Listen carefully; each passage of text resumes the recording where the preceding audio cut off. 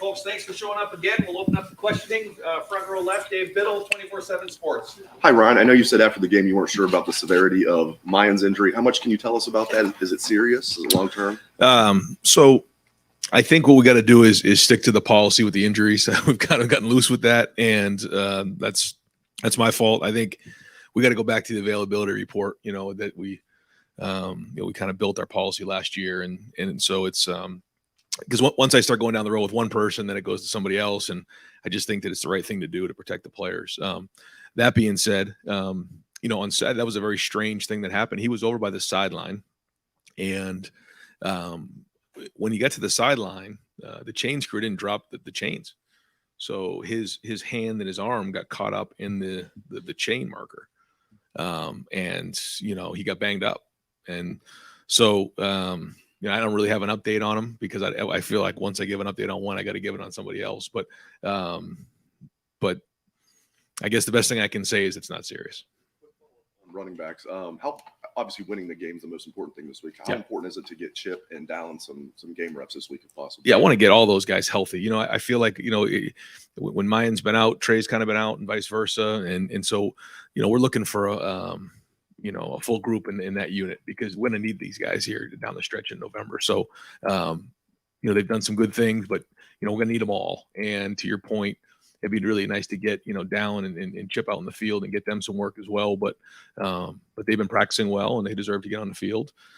But I'm looking forward to having all those guys ready to roll for us. Follow up on that.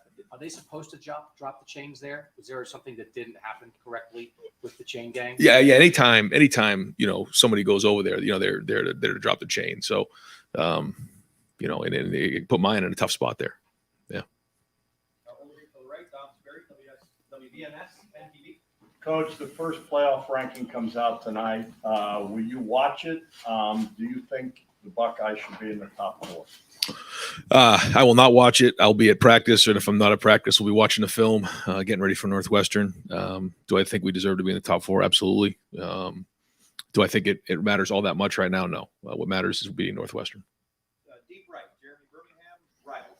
Ryan, forgive me if I stumble through this. I'm trying to word it correctly, but how much during the course of a game like Saturday do you, as far as play calling goes, have to measure what you need to do to win the game that you're in versus what you want to accomplish and be ready for potentially bigger games and season goals later?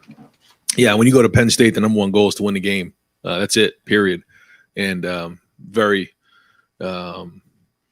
impressed with just how well we took care of the ball in that game. When you win the turnover battle 4-0 in a game like that, your chances of winning schematically go through the roof, and that's our plan to win. And when you're in those matchup games, we focus on three things. One, play great defense. How do you play great defense?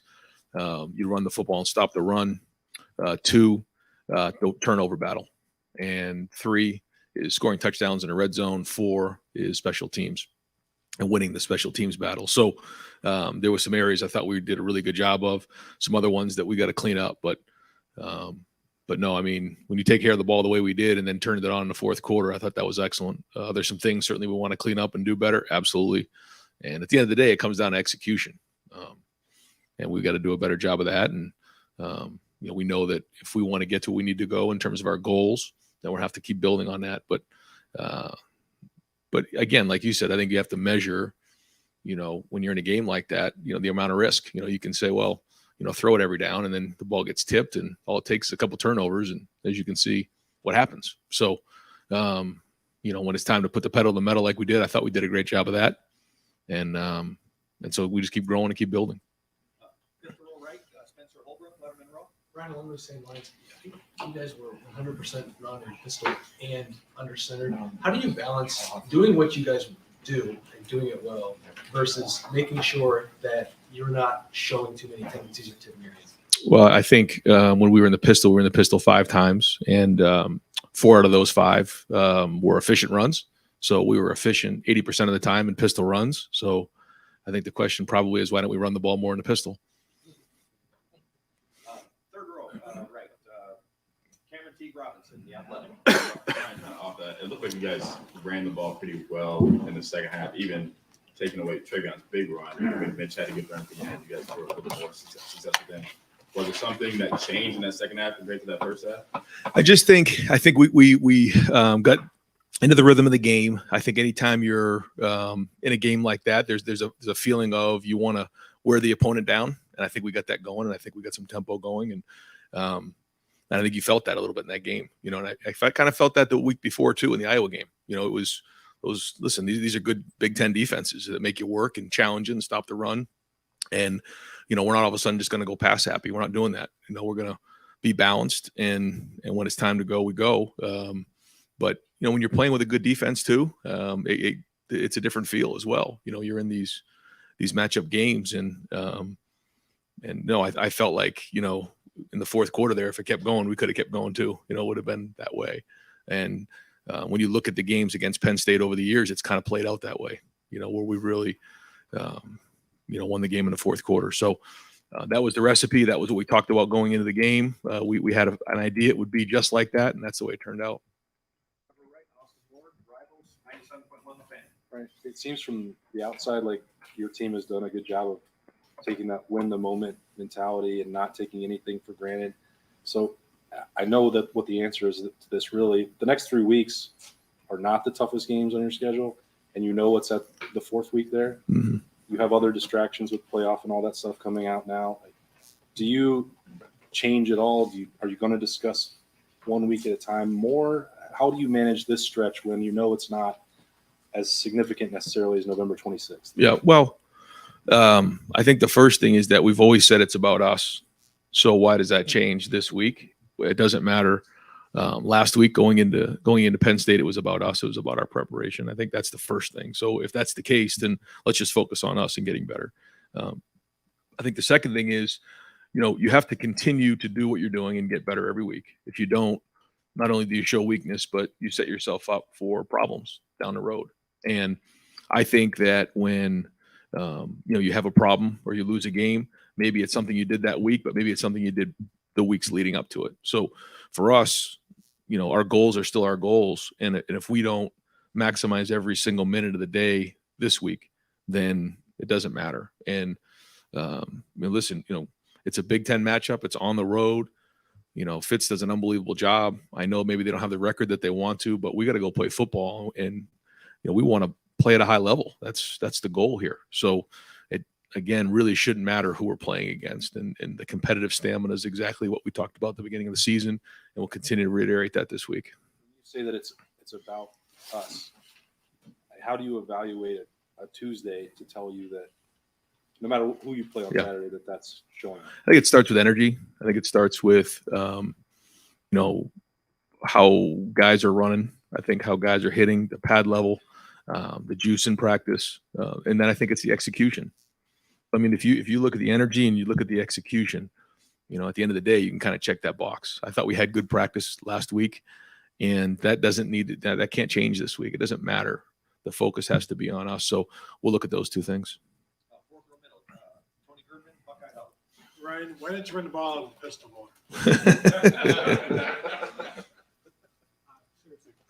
Different question, if that's okay. Yeah.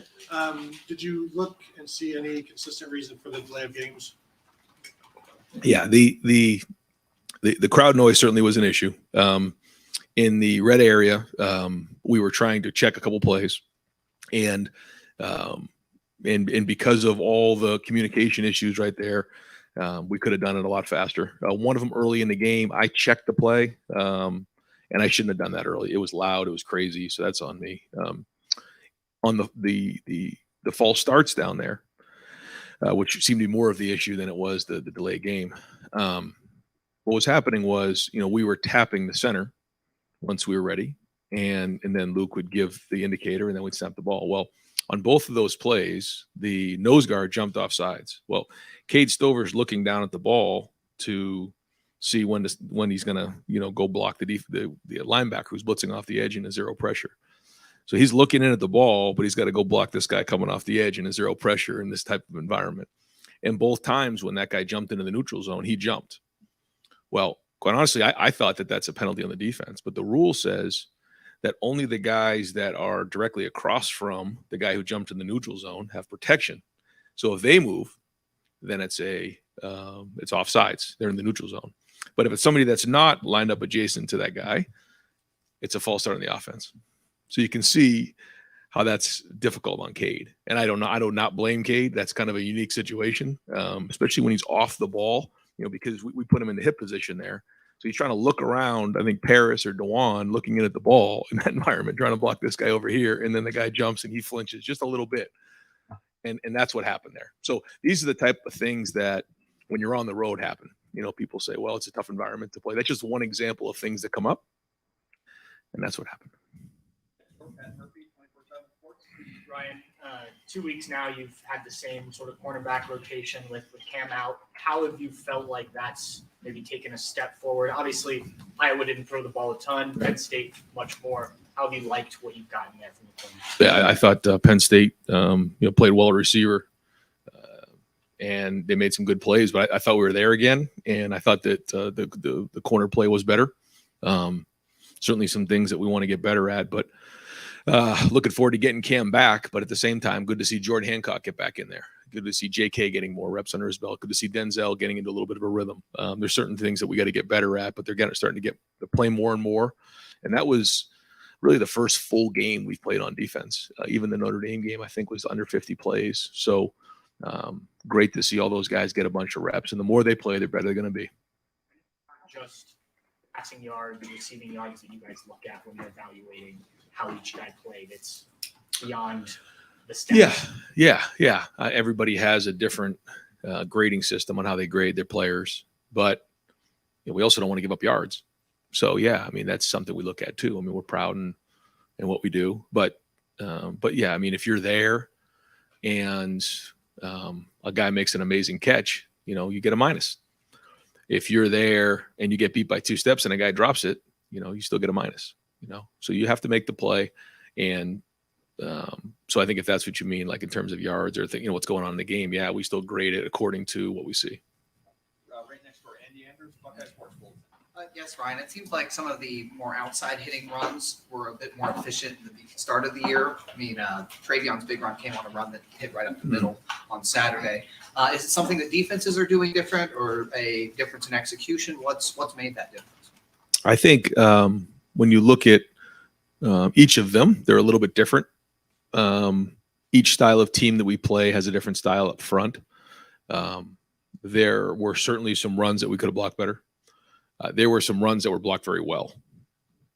So, we just got to continue to work at it and swing at it and get more efficient at it. But, there's nothing in there that's just glaring like, oh my God, we can't run the ball outside, or we can't block these guys, or, we can't read the hole. It sounds kind of like loser talk, but it's true. It was kind of one guy in each play, but that's how it works in football. And so we can clean it up, and we have to clean it up to get more efficient early in the game, because that's when it's at its hardest, especially the first down. It's always the hardest. Once we get going, usually we do okay. Too many 3-and-outs, and we could have done a better job early in the game. I thought we got some real good movement late in the game. Second row left, Stephen Means, Cleveland.com. Obviously, you guys have had a lot of success when you guys go tempo. Especially that last drive, I think when TJ hits Marvin, hits Mecca, and then you guys score on that. But you can't do that every time, obviously. What are you gauging when you want to go fast like that versus when you want to slow things down and maybe be more technical? I think it's a tool. And I think you've seen when we've kind of relied on that all the time, then we get into a situation where short yardage, red zone, different situations, we've come up a little dry. When we don't have that, then you can get a little stagnant. So having the ability to change tempos, get in and out of personnel, do those types of things are tools that you need to go win these games. And in that moment, you saw a lot of different things that on offense we did. We were spread out, we were throwing it. We got into big sets when we had to, 4-minute goal line. We had a 3rd down and 1 that we didn't convert that, I still haven't gotten over. But I think you're seeing a little bit of that diversity. And so I think it's the most efficient when you use it as a tool and a change up, then it's something you do all the time.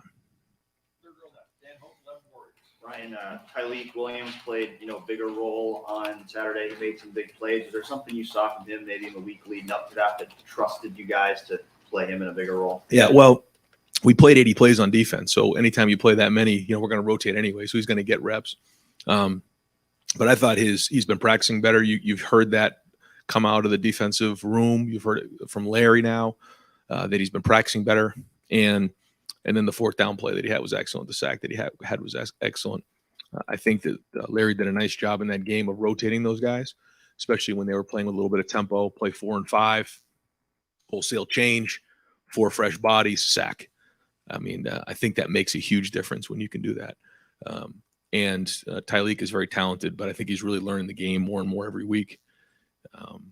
But I think that whole room had a great day. But one thing I recognized after the first third down catch to Marvin on the sideline, I think Tyleek was right there with Teron and those guys, and they were like pointing first down, and they were like up on the sideline. There was just a great energy on that sideline, and they were leading the way on it. And certainly, you saw what those guys did, but it started with their attitude, and that makes a difference when you're on the road, when you're positive and you're leading. Yeah, hey Ryan, I wanted to ask you a little bit of a non-football question. Just with November now, campus gets busy with election season and whatnot. Just how often do you see your players maybe nowadays be politically aware, maybe use their platform? I'm not sure how often NIL maybe plays a part in it, but how often do you see your players maybe get political? I think it happened more, during the presidential election than it did, in between. And I think maybe more in the off season than during the season. But our guys are very educated and they have strong opinions. But I think the thing that's great about the game of football is you have guys in that room from all kinds of different backgrounds. You have guys from the islands. You have guys from different parts of the world, Australia, Germany, Seattle, the West Coast, East Coast, Texas, Florida. You got guys from the farm. You got guys from inner city. You got guys from country clubs, all over the place. But they're all in that room together with all kinds of different backgrounds. But I think the thing that I've really learned to appreciate is they really do appreciate where other guys are coming from, whether it's political beliefs or just backgrounds in general. And they do share. And I think it's neat. I think that's what's special about the game of football. Deep left, Justin Holdrock, WCMH. Going back to Kate, you mentioned him picking up a zero block pass. He did a double block with Trayvion's touchdown, and he was rewarded with a touchdown. I know that's the goal of the tight end to do all three, but to see him do all three and do it well, even after a couple of missed bubble screen blocks, what does that show about him and his season that he's had? Listen, Cade, it was unbelievable on Saturday, and you saw his play. He had 78 yards catching. He had the touchdown, but his blocking on the touchdown, I mean, he took 2 guys, like you said, on the backside of that zone play. But it was his leadership on the sideline. I mean, he never wavered. He was right there. He's been like that all along. And, for us to get that turnover with JT, come back, throw it to him, and then him break those tackles, it was just kind of one of those things where you're like, okay, this all makes sense right now because he deserved that moment after all the hard work that he's been through. And he does a lot of the dirty work the tight ends do. He embraces that, but he has a lot of versatility, and it's making him more and more valuable every day. And he's become more and more of a weapon. I thought he was a mismatch against a linebacker in that game. And I think CJ found that matchup several times. So, he's blocking at a high level and running routes at a high level. And like you said, he can protect. So you can do those 3 things. Any team in America is going to want you. Deep left, Brendan Gulick, Buckeyes Now. Coach, I'm thinking back to the last 3 games that were tight in the fourth quarter. Obviously, Penn State, Notre Dame, and Utah. And CJ's performances in the fourth quarter of those games, I mean, not only has he not turned the ball over, he's hardly thrown an incomplete pass. Is there something about the way when you watch him during the course of a game, like, does he have a different look in his eye? How does he lock in for big moments when the spotlight's the brightest because he seems to perform well? Every game is its own season. Every game is its own story. And here, not every game's the same. What I mean by that is, there's games where, our guys aren't playing in the fourth quarter. It's just the way it is. Not that we prepare for that, but that happens that way. Then there's games where we know it's going to be a 4-quarter battle all the way to the end. And, we got to play that way. And I think for CJ, understanding that the number one thing is winning is something in the offseason that he's embraced. And that doesn't mean throwing for X number of yards, although it happens naturally.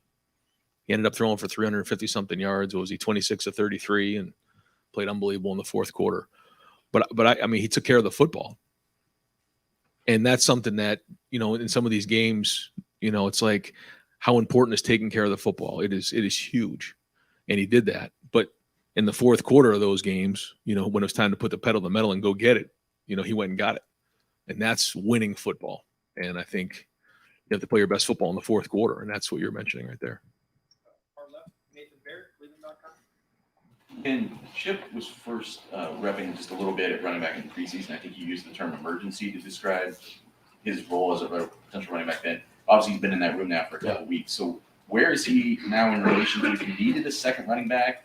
Where are he and Dallin? And what do you think you can get out of him as a running back? Yeah, he's a running back full time as of now, and he's learned the offense. So he was ready to go in the game on Saturday if we needed him. But I think even after one more week of preparation, he'll be more ready. So he and Dallin will be prepared to play in the game. Second row left, Steve Hellwagon, 24/7 Sports. Yeah, Coach, I want to ask you about two of the themes you've talked about almost every week: competitive stamina.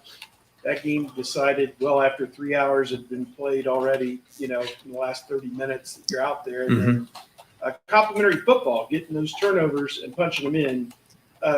Did that game reinforce kind of those two themes and just what you preach to your players, I guess? Yeah, and that's what winning football and games like that takes. We can't lose focus on that, because as we get into these games in November, we're going to need all three phases. It doesn't matter if you get X number of yards or hold them to X number of yards. What matters is that you win the game. And what does it take to win the game? And we talked about the plan to win. And that's our focus. But yeah, the competitive stamina part of it is something that, we can't take the pedal off the metal, and we got to roll, and we got to get better every week, and we got to embrace every single week that way. And every once in a while, you just got to remind our guys and remind everybody in the building what's at stake, and what happens when you don't, show up on Saturday. And these guys, I say it all the time, are still 18, 19, 20, 21-year-old guys. Some of them are 22, I guess. Maybe there's a 23 mixed in, but that's just the way, we have to go. And you have to remind yourself every now and again, because this is the most competitive environment there is in the world. And every time you're on that field, they're trying to take you out and take what's yours. So you have to approach every day that way. And so, yeah, I think that's a big part of it. And then, like you said, the complementary football, we need all three phases. Even in special teams this week, we asked some guys to play on special teams. Some guys who hadn't typically been on special teams did. And so, there wasn't anything specific that happened there, that I guess won or lost the game, but overall it was solid. Front row middle, Joey Kaufman, Columbus Dispatch. Ryan, you mentioned Denzel Corner getting into more of a rhythm lately. What are the things that are standing out to you that he's doing on film? Well, I think the first thing is he's practicing consistently. He's playing every play at a high level. You don't, when you have an injury like that, it takes you out for a little while. You have to get yourself back into playing shape. And I think he's doing that. And I think his feet are moving well. I think he's covering. I think he's, now has, I guess for him, probably 6 games or so under his belt playing in the system. So I think when you add all those things up, you're starting to see him get better and better. Hey, Coach, there's a lot of excitement and emotion from you revealing that JT was the Big Ten Defensive Player of the Week yesterday. Can you talk about that moment and the camaraderie within this group? Yeah, that just kind of happened organically. We do our champions meeting every Sunday. We go through the things that we talk about that are important on offense, defense, and special teams on a Tuesday, which we'll be doing here at 2:30. We review that to see if those things get done. We go through the plan to win to see, what we did in the plan to win, what we need to do better at. And then we recognize those who are champions. And it's a big deal to grade out a champion.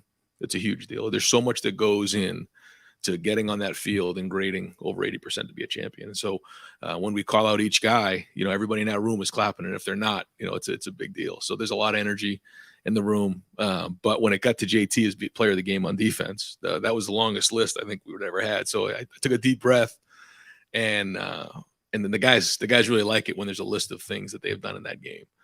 And so, we were just going through it, and the guys were into it, and you could just feel it getting bigger and bigger and bigger. And it was just one of those things, and the guys went nuts. And certainly, one of the most historic games, I guess, in college football. I guess that's not an exaggeration to say that because of what he did. So it deserved that type of excitement. Are you still hopeful JSN could play for you this season, including the postseason? Absolutely. Yes. If he can't go, given the productivity of what you have now, can you achieve your goals without him? I think we can. But at the same time, we'd love to have him back, as I'm sure you can imagine. But, this team is working hard, and, that's why we build depth, because you just don't know. And I'm sure that there's more adversity coming our way. So, we're going to rely on our leadership, and we're into November now. So you just never know what's coming. And I think we've built up some hardness to us, and we got to keep building on that as well. Ryan, we've talked to you a few times about how sometimes you have to separate result from process. And you said, you ran the ball every time out of pistol, 4 or 5 were efficient. Is it still good process to do anything 100% of the time, whether that's throw or pass out of a given formation? If it's working, yeah. I mean, I think what you have to do is you always look to see, why are you doing something? When you put the back in the offset, well, you give away everything. You can only really run so many things, right? Or the protection's going one way. So almost every defense is based on the offset of the back. The minute the back goes back there, everything's equal again. And, they don't know if you're running right. They don't know if you're running left.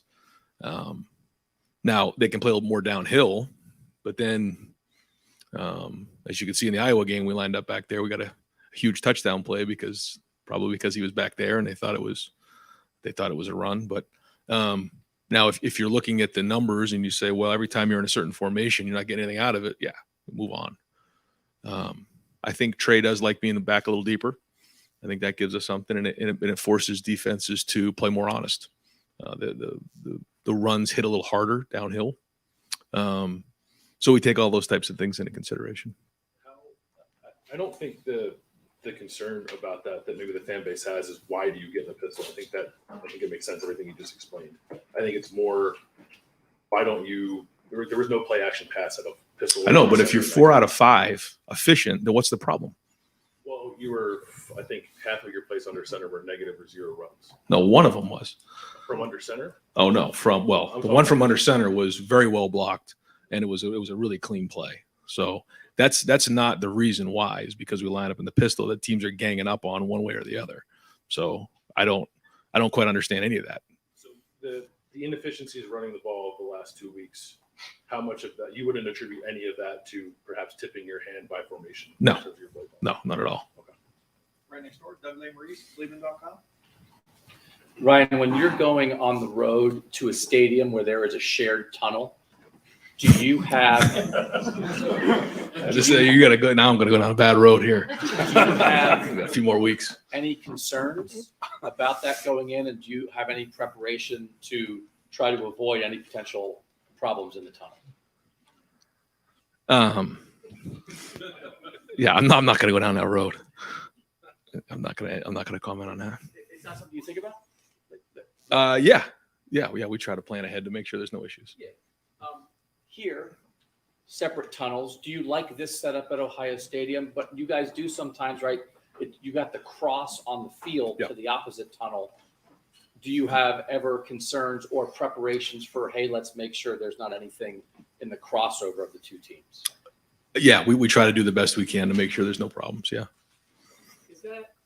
I mean, obviously, it's their thing. You don't want to get involved. I understand that. But, it's not great for college football when you have stuff like that. Sometimes there are logistical things that the logistics can contribute to situations sometimes that you didn't build the stadium, but you have to deal with the results of it, right? I mean, it is something, it must be it crosses your mind at times to prepare for every contingency. Yes. I get it. I just don't want to go there. No, it's a little hot right now. No, yeah, they're good questions though. Front row middle, Bill Rabinowitz, Columbus Dispatch. It's really tempting to follow up on that. I will. We know Northwestern's had its troubles, but they have a really good offensive tackle, and so do you. We have 2 of them. But specifically on Paris Johnson, Skronsky's really good for them. How well has Paris played for you? I think he's getting better every week. I think that he started off moving from guard to tackle. And the more he plays, the more confidence he gets. I know he's, all those guys want to get better in all areas. The run, the protection, as we start to get against better and better players, the challenges become more and more. And then, playing that way for 4 quarters, I thought that he played well in the fourth quarter. Looking back, I thought that the protection was excellent, especially in the fourth quarter. That first drive that CJ hit Marvin on the big dig there, like at 15 to 18. I mean, they had a lot of time right there, and that's a long time to hold blocks. And Paris is a big part of that. So I think he's getting better. He's nowhere near where he wants to be, but the more game reps he plays, the more comfortable he's getting. I don't know. And final questions, front row rank, Tim Maine, Letterman row on 3. Yeah. By the way, did you ever get caught in the Sumner Tunnel on your way to Logan? What's that? Did you ever get caught in the Sumner Tunnel on your way to Logan? Absolutely. Running late? Yeah. Yes. Oh, yeah. Yeah. So you know the tunnel. Is there a calm and a clarity and maybe even an enhanced accuracy with CJ with the game on the line in these third and fourth quarters? It seemed like it was that case again on Saturday. I mean, there's something to call a play, but to throw strikes like he did on that like 3rd and 10 and then to Mecca. And I mean, what have you noticed about him that's special? And does it even hit you in the moment that this guy has stepped up a notch? I don't know how else to say it other than, like you said, he's got that look and he's got a feel. And in that moment, he had it in that game. I don't think, he's done anything extraordinary, but that's something that I studied for a long time a few years ago is like, when they say guys are playing clutch, they're not all of a sudden playing better than their best. They're just being, you think about Michael Jordan, LeBron James, Reggie Jackson, the whole Roy Hobbs myth and all that stuff. It was people all of a sudden just don't do superhuman things in those moments. What they do is they go back to their level of training. And I think that's what he's done. He just sticks with his reads. He keeps it simple, but that moment doesn't get too much for him. He's able to stay even keeled and he doesn't press. But at the same time, he knows what's on the line. And, I think he likes saying, hey, jump on my back. I got this.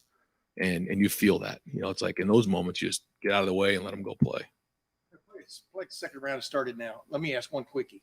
Cade Stover, when you were sitting there here in June, did you see this coming? I mean, well, this started back a couple years ago when he and I both sat down and shared my thoughts on what I saw.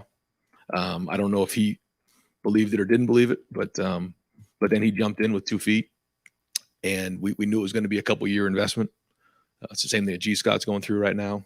Joe Royer's going through right now, all the tight ends. And then there was a point where he wanted to have more of an impact on the team. So he wanted to go play linebacker in the Rose Bowl because he felt like that's his mentality. Did that. And I thought he brought a level of an edge to that whole bowl practice because he was there. And then, he had to embrace doing that same thing on the offensive side. Because on defense, you just feel like you can be a little bit more of, your inner self over there. But he then took that approach to offense, and now you're seeing what he can do. He was a very good basketball player in high school, very good athlete, tough. And now all the time he put in is now paying off, and you're seeing the best version of Cade. And it's did I know he would be like this? No, but I didn't have any expectations either. But I knew what he could be, and he's a special player. Coach, thank you very much. Thanks, guys. Appreciate it, Ryan.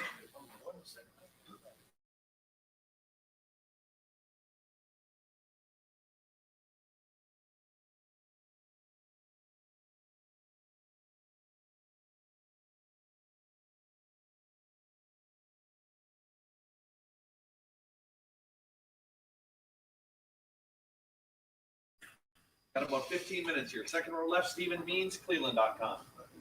Defensive touchdowns are never a bad thing, but it also means you've got to go right back on the field. How do you quickly kind of transition on to the next series of plays when those types of things happen?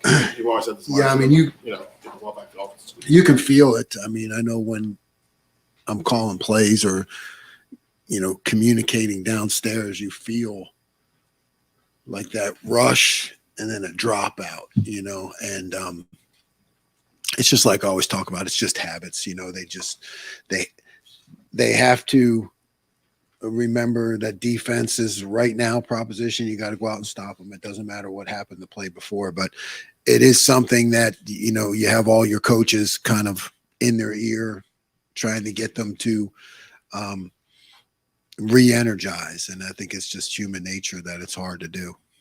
Right behind him, Dan Hope, 11 Warriors. And we saw Tyleek play a bigger role in this past week's game. Just what did you maybe see from him leading up to that game that enabled him to have his biggest game? He's got really freakish athletic ability for his size.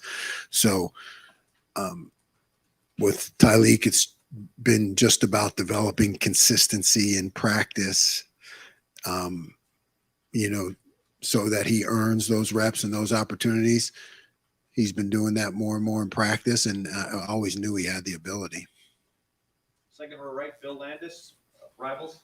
Jim, you've talked before about, I guess, your tolerance for how many big plays you want to give up in a game, and I can't recall when you gave up against Penn State. Too many. Well, what I'm wondering is when you have the takeaways you had and your defense scores, in your mind, do those things cancel each other out? Like if you have 7 big plays, does it get knocked down to 4 if you have 4 takeaways? No. They still all count, and they still all need to be dealt with. We had a few too many against Penn State, and we've dealt with them. It's never okay, but I guess you can build the positive out of it when it happens, and you're doing a lot of good other things, and you win the game. You can take it and show why it happened and how we can fix it. But it doesn't even it out. That would be like, I always thought, well, if the defense scores a touchdown, really shouldn't it come off the offense's score? You know what I mean? So it would be like, if it was if we were up 14-0 and we got a touchdown, shouldn't it be 14 to -7? You know what I mean? Like the defense always gets you get the short end of that stick, but there is no balance, and that's defense. Once you start thinking like that, that's the wrong mentality in my book. You got to win every play. Fourth row right, Cameron T. Robinson, The Athletic. So Ronnie had a few nice plays in pass coverage and kind of in the middle with that secondary. We talk a lot about the corners, but just the safeties, the way they clog things up in the middle and close passing lanes pretty quickly, mixed with the linebackers. And how would you evaluate how they've done in that particular part of their game? For first year, new system, I think they've done work, in terms of doing the things that you're talking about, defending the middle of the field, sitting on routes, having that confidence to, you have to like sit on a cliff there, and not back up because there's too much space. Once you do, could get bodied out. Good players will make plays on you if you back up. So I think they've really taken to it, and they hold their ground pretty well in the middle. We talk about complementary football. How does that then, in the middle, closing passing lanes help the defensive line? Because I imagine quarterback season, you have to hesitate, and it gets more. Yep, it's all part of the disguise, all part of making the quarterback hold the ball for that extra second. It's coverage and rush working together. We talk about it all the time. The plays that you're talking about, we pull up, we show the example, we show the quarterback, clutching it for a second, and then our rush gets there. I think it's really the key to pass defense. Right behind him, Spencer Holbrook, Letterman row. Jim, just how unique is it to see a defensive end the size of JT break on a ball like a corner? Very unique. You remember, I'm a guy that's worked my way up, so being around someone like JT with those kind of skills, it's I've been around a guy or two in the past who has some of those unique athletic traits, but not at that size, and we saw it in practice. We actually saw him do it a couple times in practice. So I don't think any of us were surprised, but it's good to see him get those plays and then get the acknowledgement, that he deserves.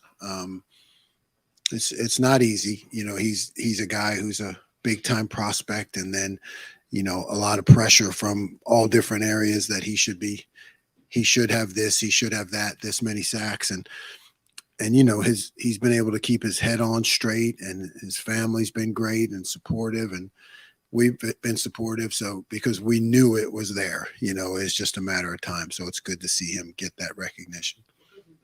To you trusting a defensive end to drop back into coverage, is there a certain level that you have to see from those guys to be able to trust them to do that in your coverage? Yeah, you put it in as part of the system because it is something that I like to have, as a change-up, because it changes the entire structure for a quarterback. Then I think what you're talking about is how much you call it is based on how well the guys do, how you match that with your personnel. And it was a nice thing to see. We actually called it a few times and made the quarterback hold the ball or got the interception. All right, Clay Hall, WSYX. Is that the best performance by a DN you've ever seen? How would you describe what he did Saturday to others? Yes, it is the best. It's not describable, I guess, in just dominating every phase of the game, playing like a linebacker in terms of his ball skills, and then the rush and the strip and the eye-hand coordination. I mean, that is something that is different, and you just don't see it. And he's a guy who has it. Front row right, Austin Ward, Rivals. Jim, I'm sure there's an element of maybe easing or building the workload up for Jordan Hancock over the last couple of weeks. From what you've seen as he's got back maybe to closer to full health, what tells you he might be able to do more for you down the stretch? Yeah, the film, I mean, and you're right, it is a process. I think I hadn't been a baseball coach, but it is like a pitcher. That's why they call it a pitch count, I guess, because, a guy can taper off as the game goes on if he hasn't built up that stamina. So, we're gradually increasing him and looking for more reps from him this week. Right next door, Tim May, Letterman Row, on 3. Yeah, I'm not trying to sit in and ask a question, make it a feel good question kind of thing. But I wanted to ask you this: when you have two players who end up on a guy and he makes the catch and he curls away from both of them, the call there looks pretty sound about not letting this guy get out of the gate, but he went anyway. And then of course Tommy, the guy runs through his tackle attempt in the backfield. I think it was on that 4th and goal play. So he was in. So where do you go from there to to make sure they make the play the next time? You break. Yeah, you break that. You do break it down in detail. In terms of vicing the ball, it's when we had the two guys there, and I call it owning your hip. Like, it's okay if you're outside and you miss, make sure he goes inside. If you're inside and you miss, make sure he goes outside. And that is not something you just you don't come back that week and say, we need to start working on vice tackle, because we actually call that a drill, vice tackle. It is a defensive fundamental. Now and we've had plenty of good ones, but when it goes wrong, you can say, okay, guys, here's vice tackle. This is why we do that drill. And then with Tommy, yeah, those plays, right. I mean, there's a roll tackle, like a single leg takedown. And those are more difficult to do in when they happen quick like that, like right on the snap. You saw him do it plenty of times on the perimeter, like when you have more time to run, where you can go in there and roll the time. But when it happens that fast, that's what he needed to do, and he knows that. Because if you're up too high, you could slide off. You got to be able to go low and roll, but it's just difficult to get in that position. So those are drills that we do all the time, and we show the good examples along with the ones that didn't go quite as well, so that the guys are more motivated to keep doing the drill. But you know why I ask that? Because those were 2 of the 4 touchdowns. And you have them dead to rights, but but it didn't happen. Yeah, I mean that just means we shouldn't stop practicing. Right.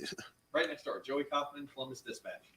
Jim, the first interception that JT has, where he's able to drop in coverage and jump the route, is to have that athleticism. How much does that enhance what you can do as a play caller to give you more options in a toolbox when you have a player who has sort of that multifaceted? Yeah, it does, and it allows you to disguise better too. Because here's a guy who could rush and be a threat, and everybody knows how good of a rusher he is. And now he's a guy who can drop into coverage and actually make plays. I mean, I think people drop D linemen a lot, but they don't make a lot of plays. You do it maybe just to cloud up a window or give the quarterback a different look, but we've got guys who can actually make plays, and he showed that. Right next door, Bill Rabinowitz, Columbus Dispatch. You've been effusive in your praise of Lathan. He's clearly now probably the guy. You talked about how he just kind of is so instinctive. What about his personality in terms of just coming back from the injury and just playing as recklessly as he does, given that he had that kind of injury? Yeah, I think he is one of those guys that at least I've never seen, never shows fear, never shows frustration or fatigue. He's just one of those guys. And I'm sure, when he was a kid, he was one of those kids who just kind of threw his body around. His parents could, some guys just have that ability to, run through a wall and not be fazed by it. And he's one of those guys. Far left, Nathan Baird, Cleveland.com. I guess this might be a little bit similar to what Joey just asked you, but you've been talking so much about you implementing your system. Does your system account for game records like what JT just did, what Zach was doing the week before? Is that sort of in a separate folder that you've been waiting to use? How? Because you're talking about this is maybe your first experience with players to that level. So how do you now fold that into what you've already been implementing? Yeah, to me, it's part of the system that gets accentuated and planned for more is when you have those kind of players who can do it one-on-one. You know what I mean? So I think it allows you to do other things in the back end when you're not, trying to create something yourself with the call as much as you do other things, double somewhere, play a different coverage, do other things when you know that there's guys who can just win one-on-one. It gives you more versatility. Second row left. We got time for just a couple more, folks. Steve Hellway in 24/7 Sports. Yeah, Coach, I want to ask you about competitive stamina, something Coach Day preaches quite a bit. About 9 minutes to go in the game. You guys are ahead by 2, and they've got the ball with the chance to go down and regain the lead. But JT makes that play. He made another play, the interception later on. Just the way you guys were able to play the full 4 quarters, you gave up some big plays along the way, but they had the stamina to stay with it and finish the game. Penn State blinked, and you guys won the game. Yeah, goes back to, you said it, what Coach has instilled here and Mick and his staff in the weight room. I think we benefit from that as assistant coaches because you're handed these guys who are trained to precision and trained with that mindset. So now it is our job. We did give up some explosive plays, and I've talked to them about that. And what you do is you review those and I take responsibility, and then the guys get to see that. But what happens is they're built with this competitive stamina, and when things go wrong, as long as we as coaches don't lose our mind, because I've been around that before where, coaches blow a gasket when things go wrong. Well, that's leadership. Our job as coaches as leaders is to be steady, and they see that, and the players see that, and they model that because they've already been trained that way. And I think you get the result that we all hope for. Fourth row middle, Tony Gerbman, Buckeye Huddle. Jim, what is what's going on in the headset and up in the press box or in the coach's box when you're seeing JT do all of these things at all of these crazy moments? What's your reaction? What's the reaction of everything going on in the headset? You know, it's really pretty quiet because I mean everybody puts their, you know, when you put your microphone up. So, you know, because when you're a play caller, you really need that quiet, so you don't hear the field, you know. So it's really pretty quiet. I'm sure they're all down there celebrating and going crazy, and that's what they should do. You know, I enjoy it for about 3 seconds, and then I have to start thinking about, okay, we got to get back on the field and what, you know, the chess match and what's the next play is going to be. So the players and the coaches on the field get to enjoy it, but upstairs it's on to the next play. And final questions, deep right, Jeremy, Birmingham rivals. Jim, speaking of the competitive stamina and all that, does that make the final drive of the day that much more irritating or frustrating for you when the game is, for all intents and purposes, over, but then the defense sort of exhaled and they score pretty quickly and easily? Yeah, I mean, a lot of times you're, as coaches, you are, it's a fight between you and human nature. You know what I mean? That happens. And that is my job, is to train them to perform on every series, no matter what the circumstance. So yeah, it's frustrating. It's also a teaching moment, you know. I don't ever like doing that, no matter what the score is, no matter who's in the game. But like I said, that just shows me, let's not cancel practice. Let's keep practicing. Coach, thank you very much. Thanks, guys.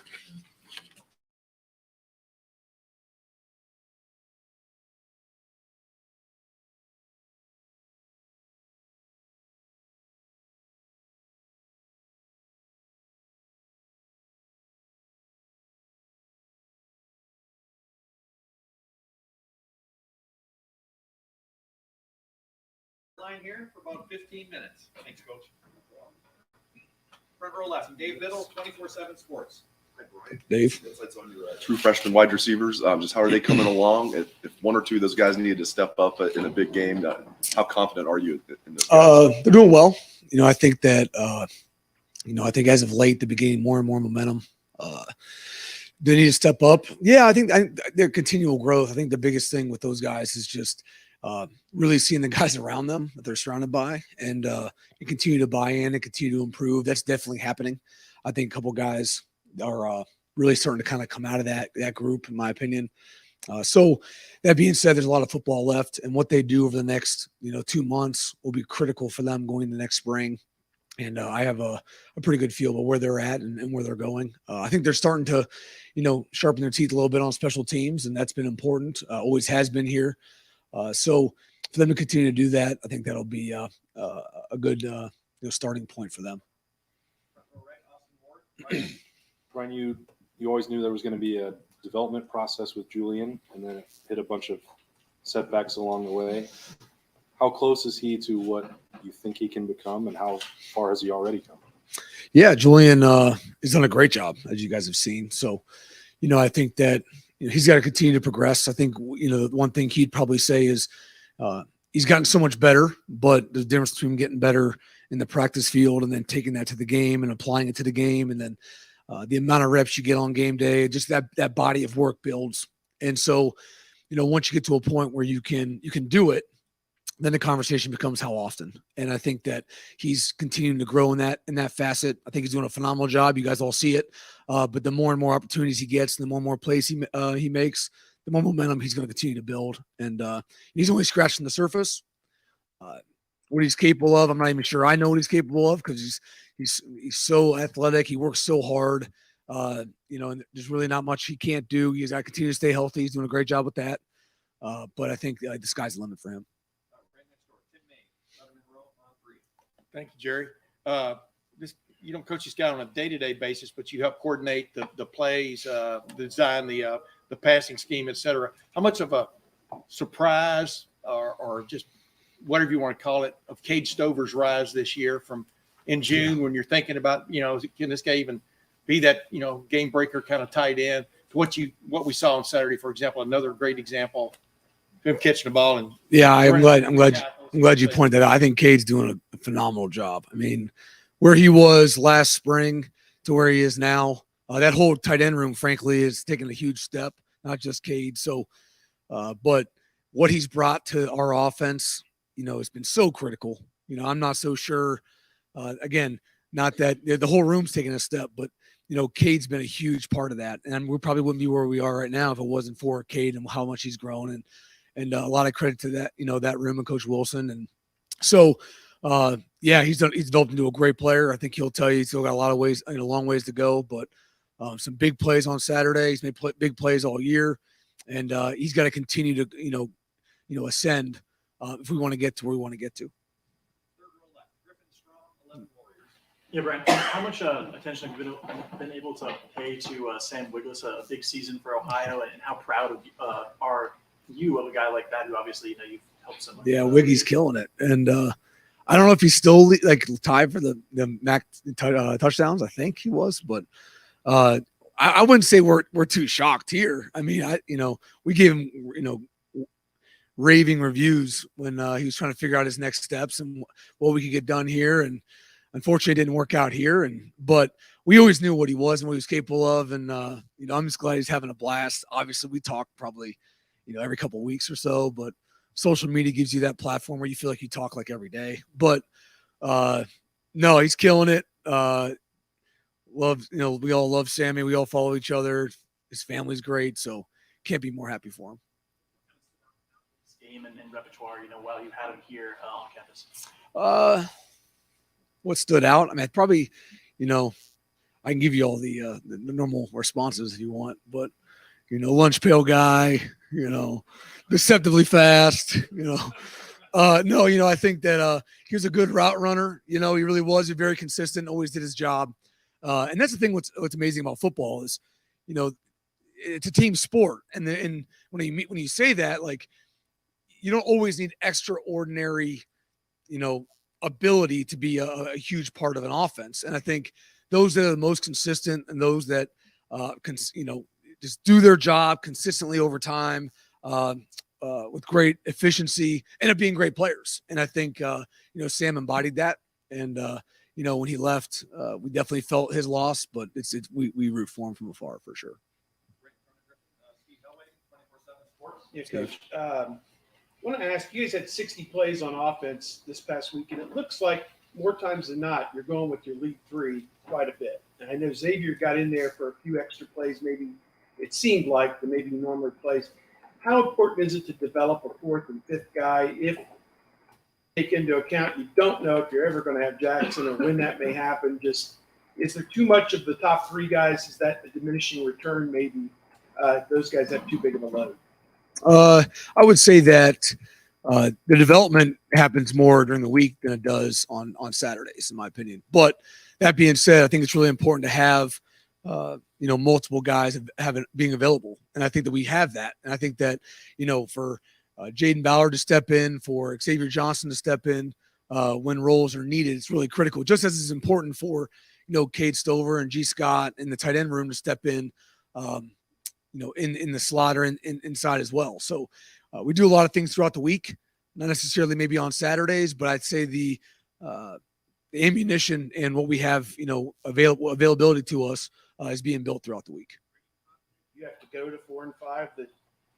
Xavier made the play against Notre Dame, so that's kind of endemic, but you feel pretty comfortable with those guys. Oh, I feel great with those guys. And I think that, we'll continue to move forward how we're operating now. And, as the scheme allows, we'll move guys around and whatnot, but we have a bunch of guys that do all really good things. And I think, we're on a good track right now.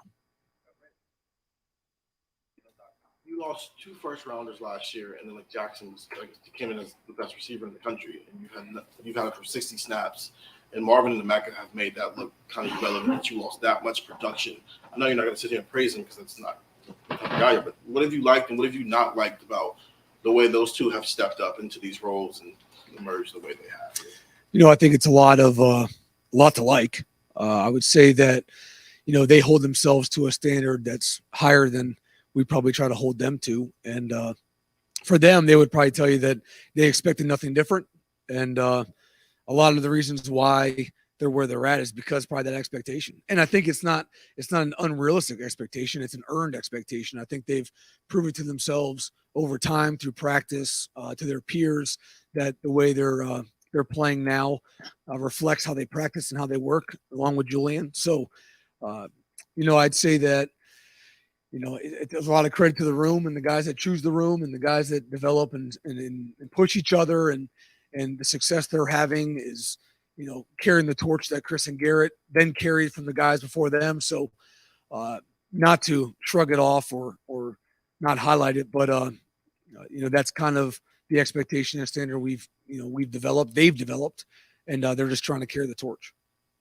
You haven't liked this first? I would say no. You love it all. I mean, you're always finding ways to improve, and believe it or not, there's a lot of ways to improve. But to say you don't like it, I mean, that's not really the take I would have. I was just things we have to improve on, and then like we said with Julian, it's you've done it now. Now, how often? And when the big moments come, are you going to do it then? And so we're always not tricking ourselves, but convincing ourselves that's that moment right now, and we're trying to replicate that in practice. Brian, did you pull a hamstring on that run chasing? No, believe it or not, I slight cramp, but no, I was good. Well, speaking of hamstrings, how is Jackson doing? Not just physically, but mentally. I know how much he wants to be out there. Yeah, he's beating himself up a little bit. He's been better this week. I'll say that. I think I could echo what he's saying on, if he was here standing in front, he wants to play it in the worst way, and he's frustrated. That being said, he's done a great job not being a distraction and picking the guys up and staying locked in and FaceTiming before the game on Saturday. Like all those things have been awesome. And but I know as a competitor, he's frustrated and he wants to get back. But I think overall, he's doing okay. Level of confidence he'll be back by, let's say, when it really matters. Huge level of confidence. Bill Landis, Rivals.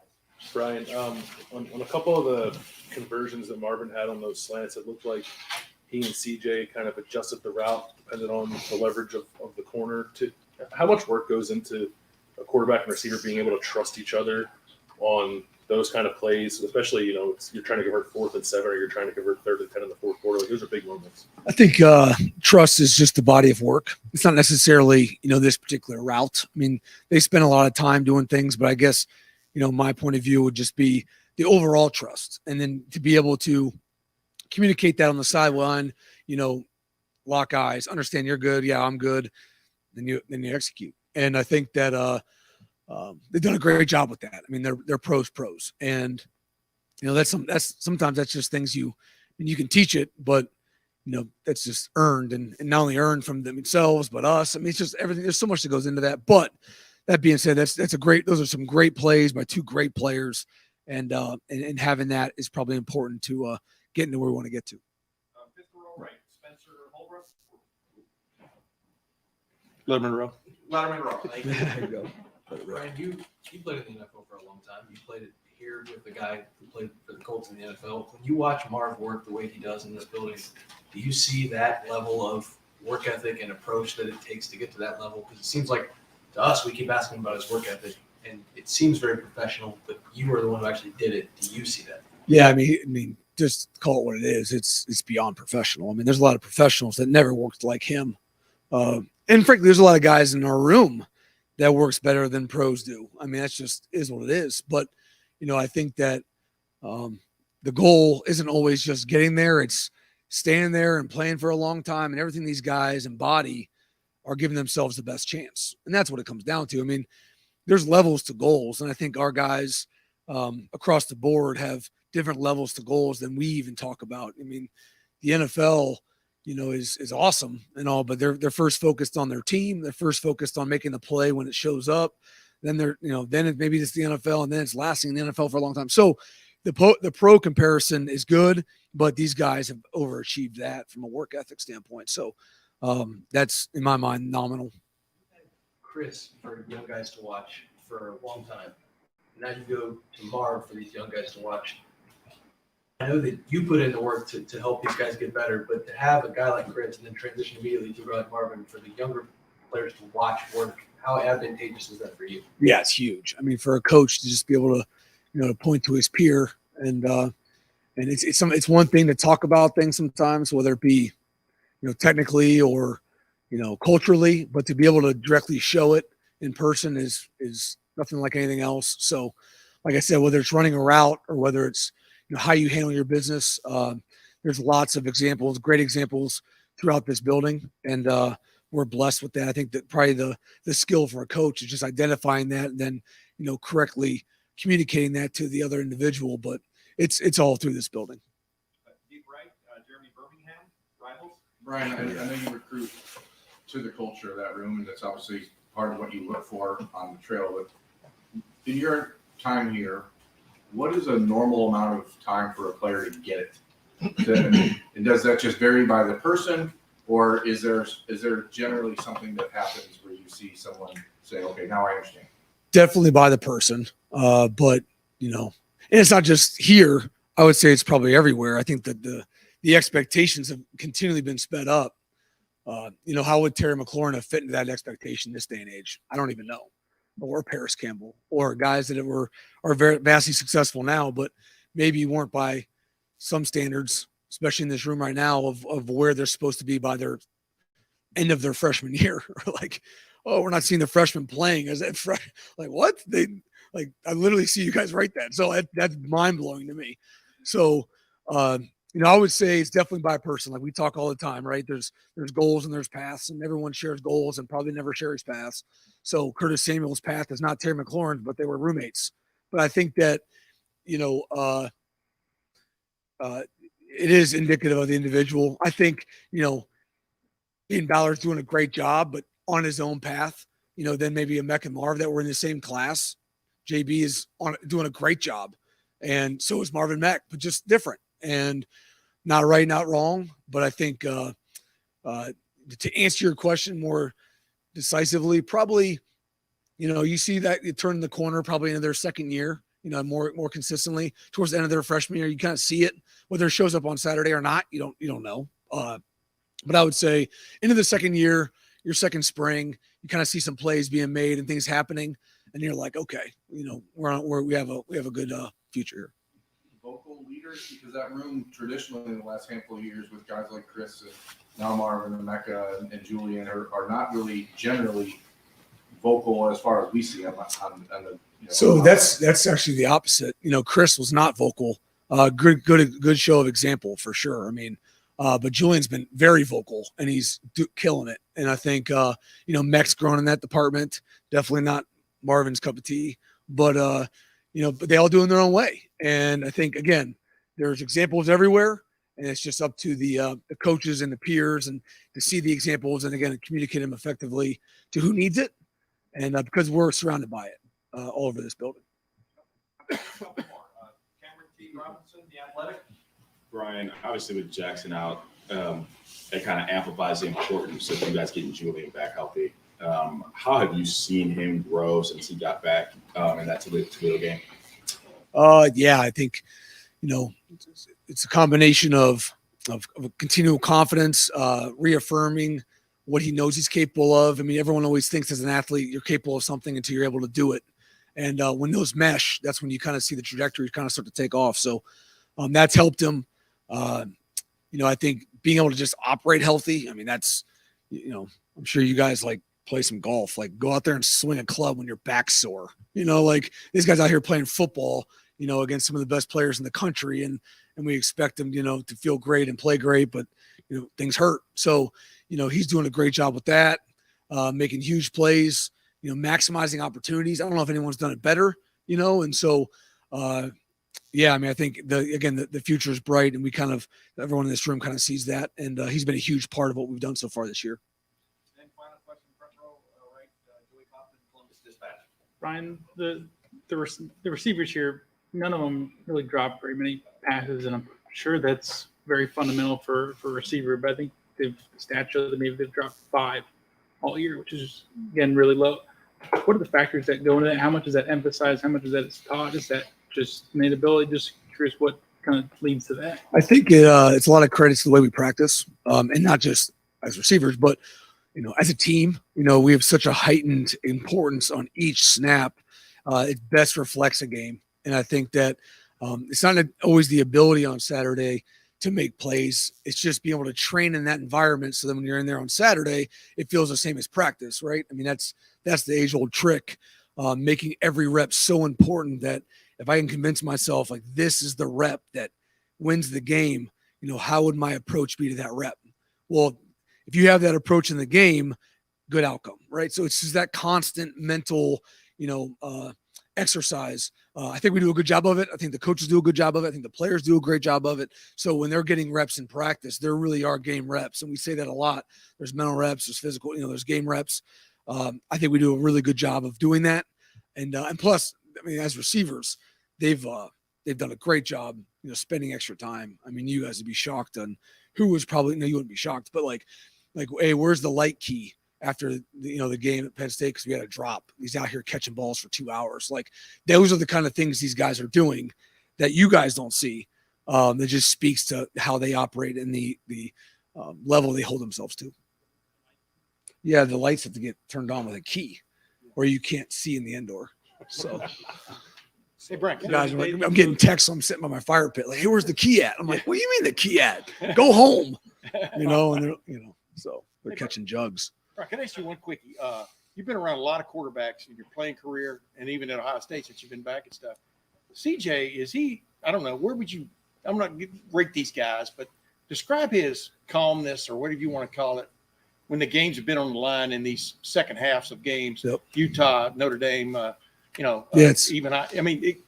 What stands out about that from your vantage point? Yeah, his calm definitely provides a lot of confidence that you're kind of alluding to. And it's definitely been a growth spot from where he was when he first started, which anyone would, but he has. Some guys just don't. He has, and the guys feel it. He keeps it calm. Lots of confidence coming from him. I would say that. I wouldn't say I'm not the quarterback coach, but you can just feel that maturity and growth on the sideline that I know everyone feels, and alludes to more from the O-line. Hey, you're good.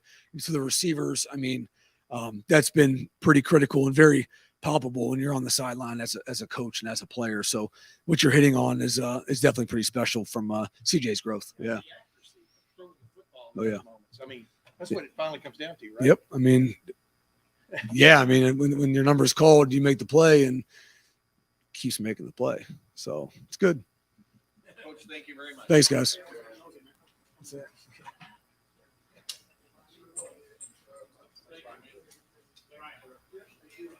All right, that'll be it, folks.